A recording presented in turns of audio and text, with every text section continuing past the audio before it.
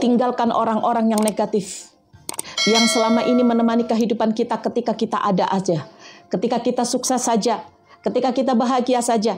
Tinggalkan orang-orang itu yang dia menemani kita ketika kita dalam kondisi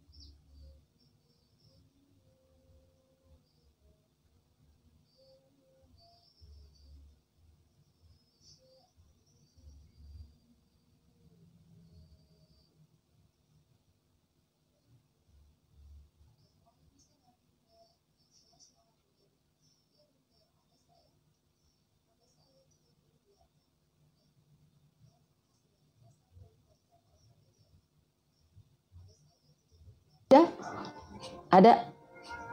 Sekarang ada? Hah? Ada? Udah? Ada nggak? Aman? Oke.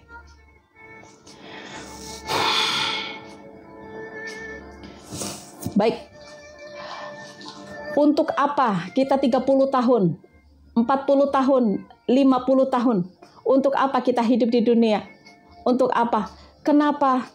Kenapa sampai saat ini kok rasanya kebahagiaan itu hilang? Kenapa? Ada apa? Ada apa dengan kehidupanku? Kenapa kehidupanku hilang rasanya? Masalah, ujian, bertubi-tubi, disakiti sama orang, disakiti sama pasangan. Saat ini ekonomi dihancurkan. Titipan-titipan Allah sama Allah diambil sedikit demi sedikit. Ada apa dengan ini? Ada apa? Allah sedang membersihkan kotoran-kotoran. Allah sedang membersihkan sampah-sampah yang ada dalam kehidupan kita, sahabatku. Jika saat ini teman-teman merasa bahwa 30 tahun, 40 tahun, 50 tahun meninggalkan sholatnya lebih banyak, sedekahnya teman-teman lebih sedikit, rasa syukurnya teman-teman itu dihilangkan karena kufur, masih ambisius memikirkan dunia daripada akhirat. Allah tahu berapa lama lagi teman-teman hidup di dunia. Maka saat ini Allah sedang bersihkan. Jika saat ini ada mobil yang sedang diambil sama leasing, ada rumah yang sedang dilelang, teman-teman, itu Allah sedang bersihkan. Yang kotor-kotor dari kehidupan kita, mungkin sampah-sampah dari kehidupan kita. Karena mungkin itu dari makanan, dari harta yang riba. Mungkin Allah itu sedang mengingatkan kita untuk ayo, sekarang kamu sudah nggak ada teman, sudah pada meninggalkan kamu, ayo kamu ambil yang namanya sajadah, bawa ke sini. Ya, bawa ke musola, dihamparkan sajadahnya. Kembali kepadaku. Allah hanya itu saja, sahabatku. Allah hanya itu saja. Jadi teman-teman, orang-orang yang muhasabah, saya yakin dia orang-orang yang mau kembali kepada Allah dan dia sadar akan kesalahan-kesalahannya. Ingat bahwa orang yang sadar akan kesalahan-kesalahannya, maka Allah sudah siapkan sesuatu kebaikan ke dalam kehidupan dia.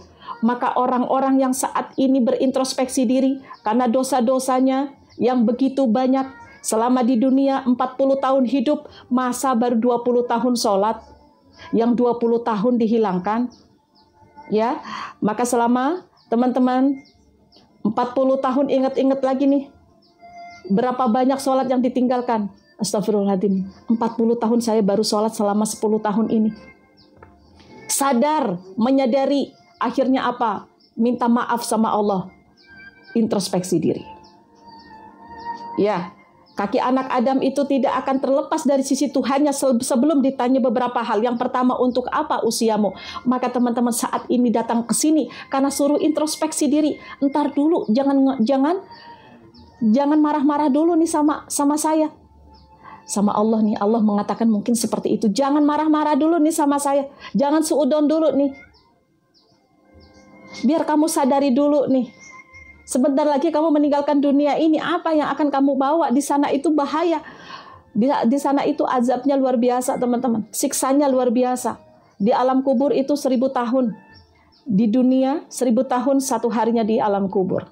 10.000 tahun teman-teman di dunia, di sana disiksanya teman-teman, itu berarti berapa? Satu hari di akhirat 10.000 tahun di dunia. Maka Allah itu mengundang ke sini biar muhasabah. Sekarang mungkin teman-teman sering mengeluh, menyalahkan Allah, kenapa ya Allah Engkau datangkan ujian ini kepadaku, aku tidak kuat ya Allah. Oke, mau seperti itu? Allah datangkan ke sini karena Allah sayang kepada teman-teman, kepada kita semuanya. Biar introspeksi diri. Ya Allah, ternyata saya banyak dosa, tapi ternyata saya selalu mengeluh-ngeluh sama Allah. Ya. Untuk apa usiamu selama 40 tahun, untuk apa? Lebih banyak memikirkan dunia atau lebih banyak memikirkan akhirat? Lebih banyak memikirkan keinginan teman-teman atau lebih banyak bersedekah? Sekarang diambil mobilnya sama Allah. Diambil misalkan sama leasing. Dikasihkan ke leasing lagi, malu sama tetangga, malu sama ini. Tapi nggak malu sama Allah. Karena apa? Berkurban aja nggak pernah. Tapi mobil ya diambil, jangan ya Allah. Padahal itu riba. Saat ini sadarilah, banyak hal yang kita sadari. Maka jangan nyalahin Allah saat ini ya. Terima ujian Allah, terima apapun yang Allah berikan ke dalam kehidupan kita, karena siapa tahu lagi menghapus dosa-dosa kita nih. Allah rindu kepada hambanya. Ayo datanglah, datang berdoa dengan penuh keyakinan. Oke.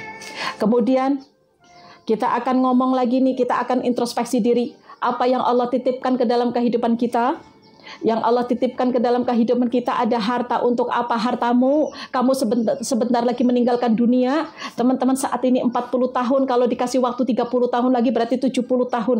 Itulah kata baginda Rasulullah SAW, usia kita hanya 60 sampai 70 tahun. Ya.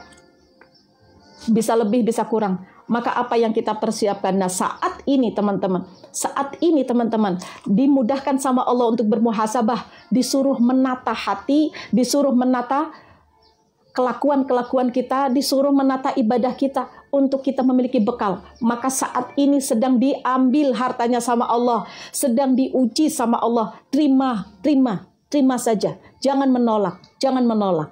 Ingat, ketika Allah memberikan ujian kepada teman-teman saat ini kepada kita, dan kita sabar, kita menerima apapun yang Allah berikan ke dalam kehidupan kita, ini tandanya kita akan mendapatkan sesuatu kebaikan-kebaikan ke depan, nggak di dunia, di akhirat.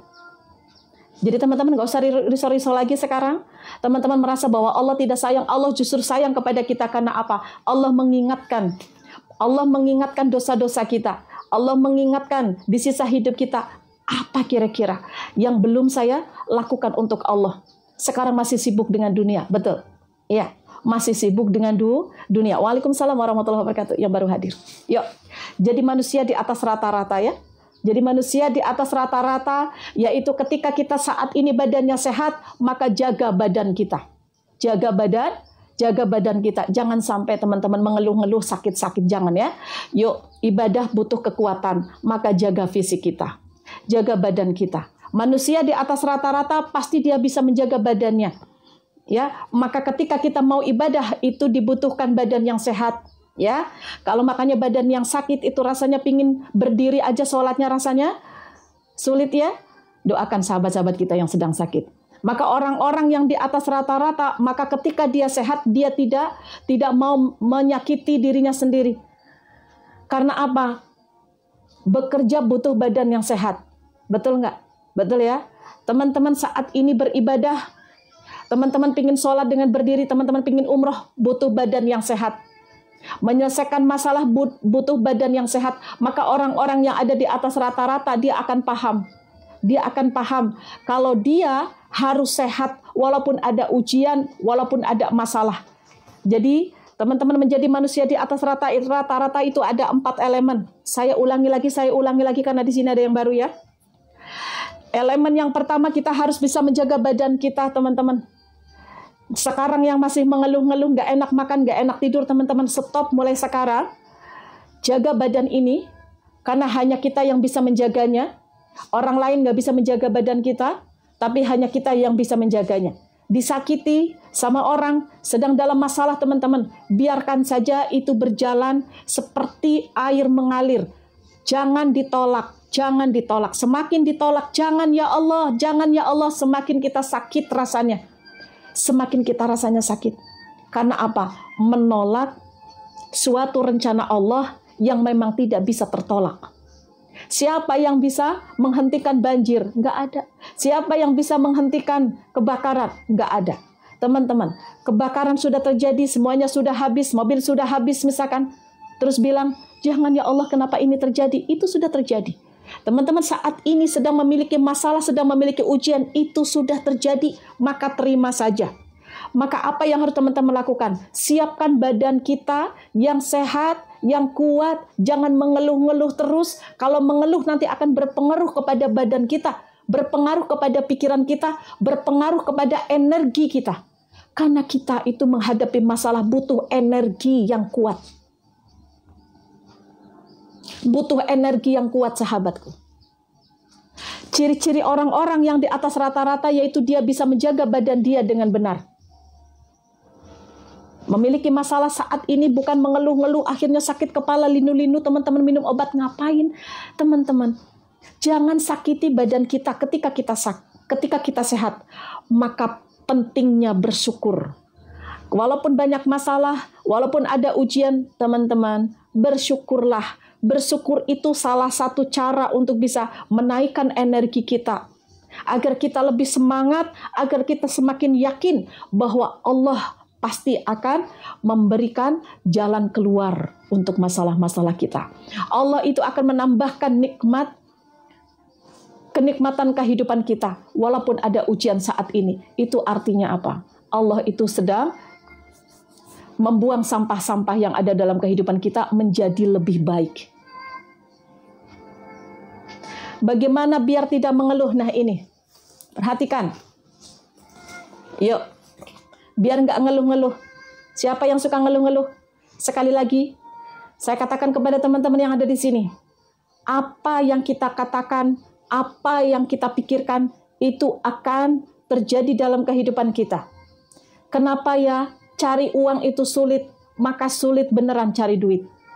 Kenapa ya saya kok susah untuk melunasi hutang, maka susah untuk melunasi hutang.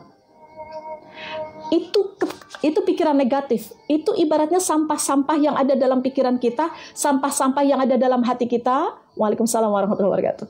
Sampah-sampah yang ada dalam kata-kata kita itu sampah semuanya kalau misalkan negatif. Kata-kata yang negatif maka akan berpengaruh kepada pikiran kita, berpengaruh kepada badan kita, berpengaruh kepada hati kita. Maka terjadi mengeluh karena apa? Kata-kata negatif. Maka bersyukur itu salah satu power, salah satu kekuatan yang membuat kita itu lebih tenang hidupnya, lebih bahagia hidupnya. Karena apa? Merasakan bahwa apa yang Allah berikan ke dalam kehidupan kita itu kenikmatan yang luar biasa. Maka ketika teman-teman sehat, syukuri. Jangan teman-teman saat ini sedang banyak masalah, maka sakit-sakit dibikin sendiri. Maka manusia di atas rata-rata itu, dia tidak bisa membiarkan badannya disakiti sama siapapun. Ya, ada 4 elemen yang menjadi manusia di atas rata-rata nih, perhatikan teman-teman ya. 4 elemen. Yang pertama adalah badan kita. Bedanya orang-orang yang ada di atas rata-rata dengan di bawah rata-rata, orang-orang di atas rata-rata, maka dia akan menjaga badannya. Walaupun ada masalah, walaupun ada ujian, dia tetap olahraga, dia tetap menjaga badannya, dia tetap makan dengan sempurna, makan makanan yang bisa menjaga kesehatan dia, tidur diperhatikan teman-teman. Orang-orang di atas rata-rata nih. Ya. Karena dia meyakini bahwa saya menyelesaikan hutang, saya harus berpikir, saya membutuhkan badan yang sehat, saya membutuhkan fisik yang kuat. Teman-teman badan sakit, bisa nggak bekerja? Nggak bisa. Tapi kalau sehat teman-teman, bisa bekerja. Tapi kalau teman-teman sakit hatinya, sakit hatinya. Ya, teman-teman nggak bisa menjaga badan. Teman-teman sehat. Teman-teman sehat tapi disakiti sama diri sendiri nih. Ini badannya sehat karena banyak masalah, akhirnya banyak mikir. Ketika banyak mikir, akhirnya nggak enak makan. Nggak enak makan, akhirnya apa? Kena lambung. Lambungnya sakit karena apa? Banyak mikir. Baik, Mbak. Nanti ya, Mbak.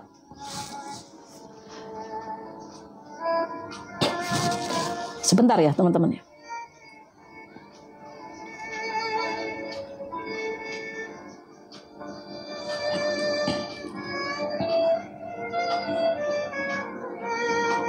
Sebentar ya, teman-teman ya.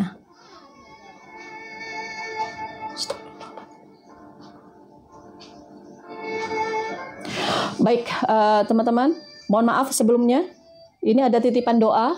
Sebelum saya materi, teman-teman, saya akan lanjutkan materi, teman-teman. Setelah kita berdoa dulu sebentar ya. Ini ada titipan doa. Kita doakan orang-orang, sahabat-sahabat kita yang menitipkan doa ini. Ingat ya, ada beberapa cara agar kita didoakan sama malaikat. Ada 10. Ada kurang lebih 10. Salah satunya yaitu orang-orang yang menjenguk orang-orang yang sakit, maka didoakan sama malaikat. Ketika mau tidur, teman-teman juga bisa menjaga wudhunya ya. Nah, teman-teman, ini orang-orang yang didoakan sama malaikat yang suka menjaga wudhu. Salah satunya lagi teman-teman yang suka mendoakan orang